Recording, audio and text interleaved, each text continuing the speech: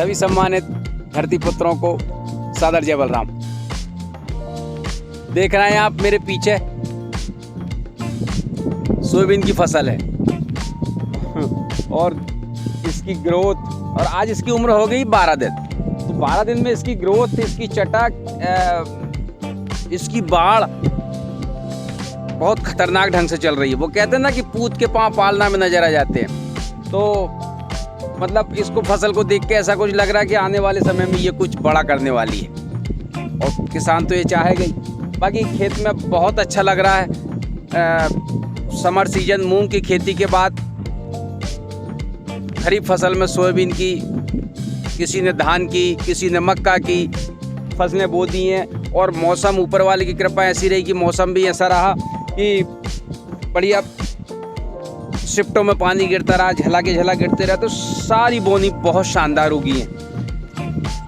जहाँ तक मेरी बात अगर मैं करूँ भाई साहब, तो मैंने इस बार लगभग 60 से 65 एकड़ में सोयाबीन का दांव खेला है, और 10 एकड़ में धान बोई है चांस है, मतलब सिडिल से, और बाकी की 12-13 एकड़ में मक्का लगाई है। बाकी लगभग 60 से 65 एकड़ में मैंने सोयाबीन लगाया है। और सोयाबीन में वैरायटी की बात करूं तो भाई साहब, मैंने पिछले साल RBS 21-17 बोया था, जिसका परफॉर्मेंस बहुत शानदार रहा था मेरी ज़मीन में। जबकि हम लोगों की ज़मीन काफ़ी भारी है, अगर एक बार बारिश हो जाए तो काफ़ी टाइम तक उनमें बतर नहीं आती। और वो भी फिर मूंग की ज़मीन, मतलब गर्मी में भी खूब पानी पिए इसके। अच्छा, पिछले साल बारिश भी तगड़ी हुई, लेकिन इसके बाद भी उस वैरायटी ने हमारी ज़मीन में 8 का एवरेज दिया था। और कहीं कहीं मतलब जहाँ जिसने भी बाहर कहीं बोए थे, ज़मीन की क्वालिटी के हिसाब से कहीं 9 और 10 तक भी गया था। तो बिल्कुल हुआ होगा, क्योंकि अगर हमारी ज़मीन में 8 का रिकॉर्ड बनना है तो वहाँ 10, 9, 10 हो जाना कोई बड़ी बात नहीं है। और कहते हैं ना कि रिकॉर्ड बनता ही है टूटने के लिए। तो इसलिए मैंने लगभग 60 एकड़ में RBS 21-17 लगाया है। और इस बार 2 नई वैरायटियाँ मेरे लिए नई हैं, और एक तो शायद सभी के लिए नई होगी। अमेरिकन गोल्ड 20 किलो बोया है 1 एकड़ में। 1 एकड़ में 20 किलो लगाया है, और 30 किलो ब्लैक गोल्ड लगाया है। ब्लैक गोल्ड पिछले सालों में भी लोगों ने बोया था, रिजल्ट तो ठीक ठाक थे, मगर बेस्ट 21-17 था। तो इस बार उसको भी लगाया। चलो देखते हैं आने वाले समय में क्या परफॉर्मेंस देता है, और बीज भी बन जाएगा। तो और तीनों वैरायटियों को मैंने बीज उपचार किया था BSF के झलोरा से, और आधा किया था साहब वायर के एवरगोल्ड से। तो आप देख सकते हैं सोयाबीन बहुत शानदार उगा है, फसल बहुत बढ़िया है, जर्मिनेशन बहुत, यूँ समझ लिए कि मतलब 100% कह सकते हो आप, 100% जर्मिनेशन हुआ है। अच्छा, इस बार किसानों ने थोड़ी सी मतलब बारिश लेट आई, तो किसान थोड़ी सी हड़बड़ाहट में रहे, थोड़ी जल्दबाजी में रहे कि सूखे में तो बढ़िया खेत बन गए थे, 1 बार 2 बार रोटावेटर खंबा करके बिल्कुल चूरमा बना दिए थे।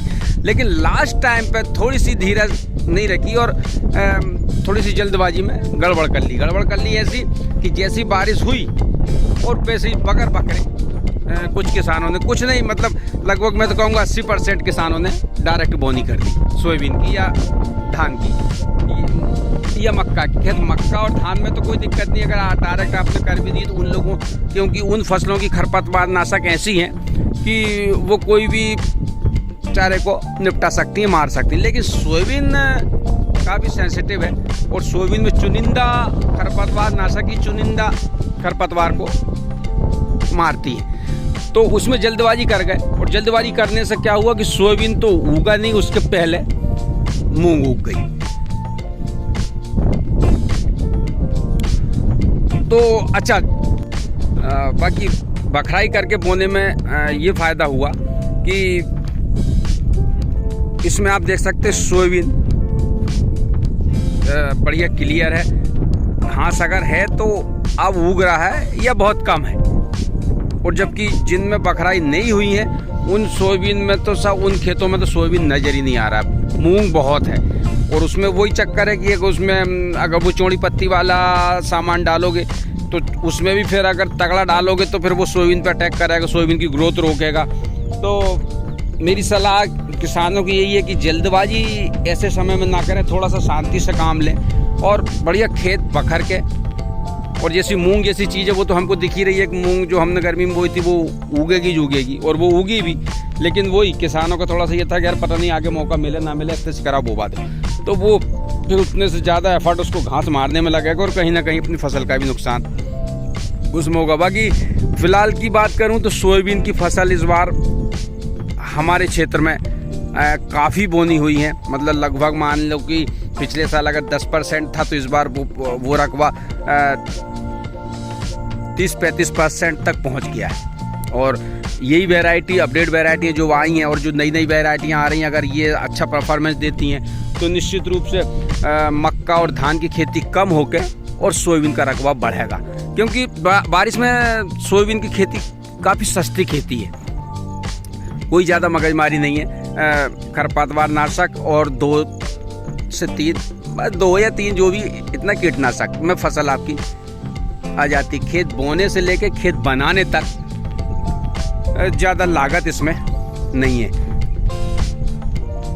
तो भाई साहब अब मैं इसमें खरपतवार नाशक डालूँगा लगभग 3-4 दिन बाद, क्योंकि अभी कोई घास बहुत दिख नहीं रहा है।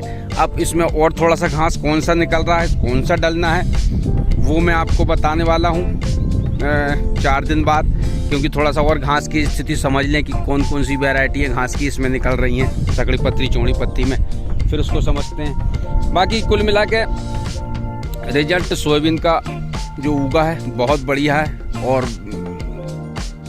इस सोयाबीन की ग्रोथ देख के सचमुच मन प्रसन्न हो जाता है। तो अभी तक जो मेरे 60 एकड़ के करीब मैं जो रकबे में लगाया है सोयाबीन, तो अभी तो लगता है कि तीर निशाने पे है, लेकिन अभी फिर भी कहना जल्दबाजी होगा क्योंकि अभी बहुत समय बाकी है। बाकी देखते हैं। बाकी हाँ, अपन तो अच्छा सोचो तो अच्छा ही होगा। ठीक है आदरणीय साथियों, मिलता हूँ 2 दिन बाद ही खरपतवार नाशक के साथ। तब तक के लिए सभी सम्मानितों को सादर जय बलराम। ये मैं भाई साहब इस सोयाबीन की बात कर रहा था जिन्होंने खेत बखर के नहीं बोए, जैसे ही बारिश हुई और जस्ट पीछे सोयाबीन बो दिया, उन खेतों में इस तरह से मूंग लगी है। चला पता नहीं लगता कि मूंग बोई है कि सोयाबीन बोया है। तो ऐसी गलती आप ना करें, थोड़ी सी शांति से धीरज से और बढ़िया, क्योंकि मूंग की तो गारंटी थी कि उगना ही और भयंकर उगना है। तो ये हमने जानते बूझते मक्की खाई है वाली बात है। तो ये देखो ना, अब इसको कैसे मारेंगे हम, तो ये बड़ी गड़बड़ बात है। तो थोड़ा सा आप जागरूक रहें और ऐसी गलती ना करें, जल्दबाजी ना करें। बढ़िया पहले 1 बखरनी 2 बखरनी मतलब जितना भी हो सके, और जिन्होंने की, जैसे वो फॉर एग्जांपल पे मैं हूँ, मैंने की और बढ़िया उसका 100% फ़ायदा मिला।